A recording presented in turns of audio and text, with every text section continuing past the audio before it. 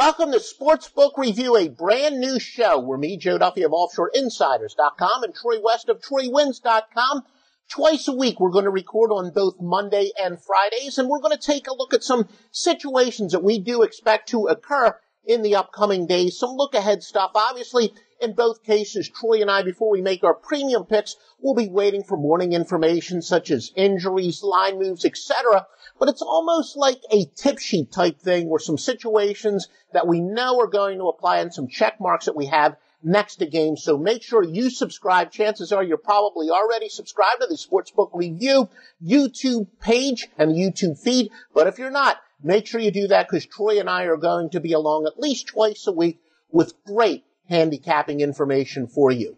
And Troy, as I said, we're going to be doing this twice a week. Why don't we take a look at the Monday portfolio? Anything you've got that grabs your eye for the Monday card?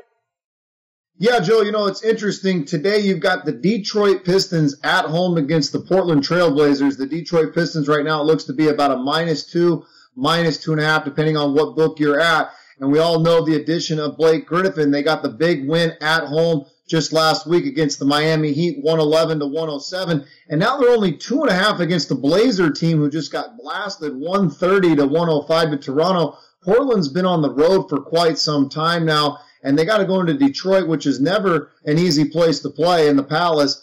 I like Detroit. I thought it might take them a while to get adapted to Blake Griffin in the lineup, but boy, that is going to be a tough, tall task for Portland to stop. So initially on that Monday card, I think Detroit, who's really trying to make a push for that 8th spot and maybe even creep up in the Eastern Conference standings, I like Detroit at home to play a team, Portland, who's been on the road. They looked fatigued last game, giving up 130. I don't see them getting well rested going into Detroit tonight. So I like the Pistons on this initial Monday card. Yeah, excellent point, Troy. And a couple things that on the Monday card, I like to look at situational things, especially when a team is rested versus unrested. And in that game that you did mention, Detroit is rested versus an opponent playing 3 games in 4 nights, including back-to-back. And in Charlotte and Denver, very similar situation where Denver is rested versus an opponent that's going to be unrested and also playing their 3rd game in 4 nights. And a little bit later on, after we go over the day-by-day thing, what I do want to do is take a look at the so-called sweat barometer standings, which I know a lot of people out there like. I'll explain when I get there, but I like to take more of a, I'll report, you decide type approach because there's a little bit of debate in the industry about, how to really use this kind of data. But I'm going to have that before the end of this video. And also, Troy and I, we're going to take a look ahead to some maybe some dark horses. Should we just hand the championship to Golden State, or are there some teams of value in the futures odds? Well, Troy, how about the Tuesday portfolio? Anything that really grabs your attention for that? Yeah, Joe, there's 2 teams right now, a little bit in the tailspin. Oklahoma City's been playing terrible basketball as of late. They lose again yesterday to the Lakers at home. And this is an Oklahoma City team that had won 8 in a row, and a lot of people thought, geez, this team's really turned a corner and could compete against Golden State. Well, now they get Golden State. They're on the road in Golden State, and we do know a while back Golden State went into Oklahoma City, and Oklahoma City actually blasted Golden State. So there is the revenge factor in that basketball game. But, Steve Kerr came out just a couple of days ago and said his team is mentally fried. What does that mean? I don't think they necessarily won't show up for the game. But to me, Joe, I don't know if you can set this total high enough. I don't know if you're going to see 235, 240, but boy, when you got one team like Oklahoma City who doesn't play any defense at all, and Golden State, they've got a coach saying they're mentally fried, and they haven't been playing much defense. I like the initially to be an over. I don't know what the total is going to come out at, but just initially looking at that game tomorrow, I think Golden State probably bounces back and gets a win, but I also like the over in that one.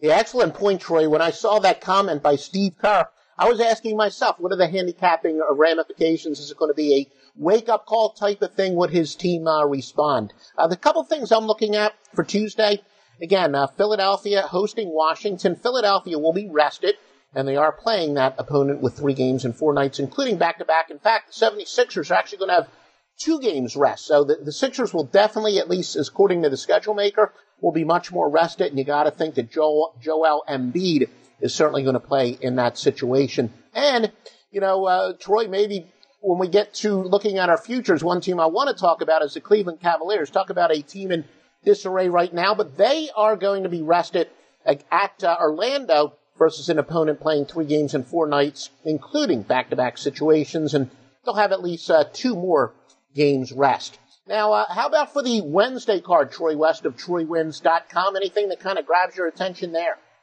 Yeah, there's 2 games, Joe. You know, you brought up one that I thought was interesting. Like you said, Cleveland at Orlando. Cleveland will actually be home Wednesday night against Minnesota. This Cleveland team's just been, it's been a disaster. They've been beautiful fade material as of late, but as you know, LeBron James can flip a switch at any given time. And so I think Cleveland will have to watch closely what they do against Orlando on Tuesday. But if they look good, coming back Wednesday, they could have some value against the Timberwolves. And the other one, again, the Detroit Pistons at home once again. You know, if they look good tonight, I don't see why you wouldn't ride Detroit going in. Because like I said, the Pistons, they got to make a push for this playoffs. I think that's why they went out and picked up Blake Griffin. He's an outstanding addition to this team. And so I think the Detroit Pistons and the Cavaliers could have some value on Wednesday night. You know, it's funny you should mention that, Troy. As I said, I do want to take a look at some odds to win the NBA championship in a minute or so. And it sounds like you and I might be on the same page for that. But stay tuned to our viewers out there. For Wednesday, look, Detroit rested. Detroit and the Nets. Detroit's going to be in that rested versus a team playing 3 games in 4 nights, including back-to-back. Same for Utah at Memphis. Same rest situation for Utah. And San Antonio and Phoenix, the Spurs are going to be rested versus an opponent playing 3 games in 4 nights, and in fact will play on 2 more days rest. And Minnesota and Cleveland, Minnesota will also have 2 more days rest. And just as a general rule of thumb, you know, more times than not all the time, but usually when there's a more rested team, it tends to benefit the home team. Not quite as much this year, but I do find that when it benefits the road team, that you know, more times than not, that there's a bigger advantage when it benefits the road team because the normal home court advantage is canceled out. Now, Troy, usually Thursday nights are the toughest to look at. It's a shorter card because they usually have that, you know, Turner Broadcasting doubleheader. Nothing as of yet screams out on the Thursday night portfolio for me. Do you have anything that you want to talk about? Nothing yet for Thursday either, Joe. I'm with you on that. Nothing yet for Thursday. No, we definitely will talk about certainly the weekend card when we do that Friday portfolio, but nothing really screams out at me on Thursdays. Now, Troy, one of the things I like to take a look at is the old sweat barometer. I know that Chad Millman kind of made it popular when he was over at ESPN. He used to like to talk about it a lot. I called it the margin of cover. Now, again, I take that I'll report you decide approach because I've had discussions and debates on really the best way to use it as a handicapper. My standpoint is the overachieving teams that have fooled the odds makers usually are really on the way down, and then the worst spread teams are the ones that are on the way up. The sweat barometer is how much a team has covered by or not covered by relative to the point spread. And I do find this to be more accurate than a mere against the spread record, which, you know, if a team winds up covering a lot of close games and then their spread losses or blowouts, I think the ATS records can be deceptive. But right now, Toronto has the best ATS margin in the league. Indiana at just a little behind that. Toronto plus 2.8. Indiana at plus 2.0. And Utah at plus 1.9. Not shockingly, the 2 best teams in the NBA, 2 most valued teams in the NBA entering the year actually been the worst teams against the spread, according to the sweat barometer. Cleveland far and away the worst at minus 5.4. Golden State at minus 2 points per game. They're only 22-30. Cleveland with far and away their worst spread record in the league as well at 17-38.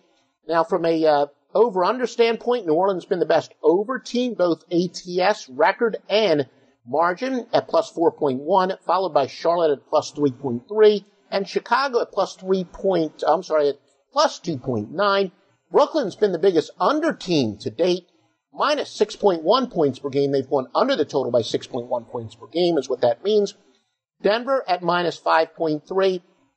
San Antonio at minus 5.1. Now, again, my theory is that you know, there's going to be a regression to the mean, and the under teams probably would become big overplays, but then a lot of people think, look, let's ride it while, you know, it's hot, that ride the under teams under right now and wait until there's a clear sign of regression to the mean. But again, I know it's a very popular stat. Some of us, there's never 100% agreement on how to use that, but I did want to give that out to the viewers. Now, Troy, one of the things as far as looking ahead to the championship odds, my number one thing that I wanted to look at is how have the odds makers have they over adjusted to Cleveland? Cleveland's been terrible this year.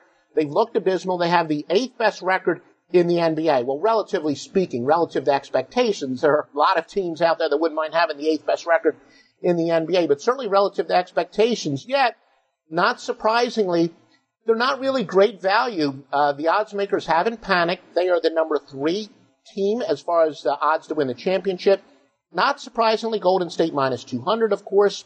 Houston plus 600, but Cleveland's right there at plus 650. And despite being, as we record this, 7.5 games behind Boston, Boston is the longer shot at plus 800. Do you think it belongs to Golden State, or is there a team out there that you think is pretty good value to win the NBA championship? I do think Houston at plus 600. This Houston team right now is finally getting healthy with Chris Paul. He's obviously the X factor. If he can stay healthy throughout the rest of the year and into the playoffs, this is a team to be reckoned with. D'Antoni's really got them playing outstanding offense, and they actually look like they're starting to play better defensively as well. So I think a 7-game series, it really could get interesting against a team like Golden State. I mean, Joe, it's tough to go against Golden State. They've got their 5 guys, and their bench is still good, and Steve Kerr always seems to get them playing well come playoff time. But if I were to take a shot in the dark, after watching Houston absolutely destroy Cleveland on national TV, this looked like a team that could be a force to be reckoned with. And, boy, James Harden and Chris Paul, I'd love to see that matchup against Steph Curry and Klay Thompson in the playoffs. I think it'd be outstanding to watch. So, for me, if you're going to go any other way than Golden State, it would have to be with Houston. I don't think Boston Celtics are quite there. And like we talked about with Cleveland, unless they make a dramatic trade coming up here soon, I don't like their chances at all right now. Yeah, I do agree with something that you said earlier, where I do think LeBron James is capable of turning it on. Obviously, he's been there and done that in both Miami and Cleveland. Of course, I think they would be even better at, plus 6 to 1 or, plus 650. It depends on the sports books. They're basically 6 to 7 to 1. If it wasn't for that Kyrie Irving trade, of course, I would think they would be a little bit better of a quote-unquote long shot. But as I said, the odds makers know what they're doing. They haven't panicked. There's not great value there. If I were going to take a shot in the dark, and this is admittedly a shot in the dark, I think Philadelphia at plus 7,500 or 75 to 1 is a decent bet. Joel Embiid, I think only once all year has he played back-to-back games, but once the playoffs come along, if Philadelphia can sneak into the playoffs, they're not even a lock to make the playoffs, but if they do make the playoffs, which they should make the playoffs, I think the training wheels will be taken off of Embiid. He's going to average, hopefully for the Sixers, close to 40 minutes a game in the playoffs. Simmons is clearly, he looks like he's the real deal. And Markelle Fultz, we don't even know what the story is with him. Is this going to be another Sixers redshirt year where they're not really even going to use him? Or, will he eventually come off of the injured list and Philadelphia puts him in there and then he shows that he kind of justified the number 1 pick and, he can be a little bit of a force from outside. So Philadelphia, they are truly a long shot, and I'm only looking for long shots. I'm certainly not going to predict Philadelphia is going to win it, but at essentially 75 to 1, I think they're a decent bet. I don't know, Troy, am I just, maybe being a little too crazy, kind of forcing it? Or, are the young Sixers, are they a team on the upside that could really shock some people? I do think they could potentially come out of the East. I don't think Boston's a lock to come out at all. They're probably likely to get the number 1. Toronto's another team that looks good. But I think, Philadelphia, like you said, if they do get in, the way Cleveland's playing, like I said, Boston, they're no clear-cut lock. Somehow, some way, I think Philadelphia could get to the finals. But I do think the champion's probably coming out of the West, to be honest. But a bet with Philadelphia to win the East, boy, there's got to be some value there as well.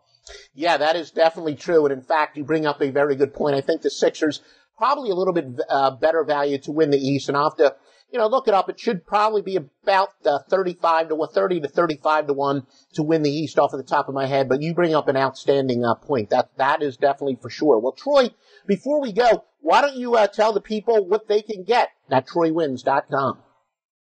Yeah, thanks, Joe. We finished off the NFL season much into the black.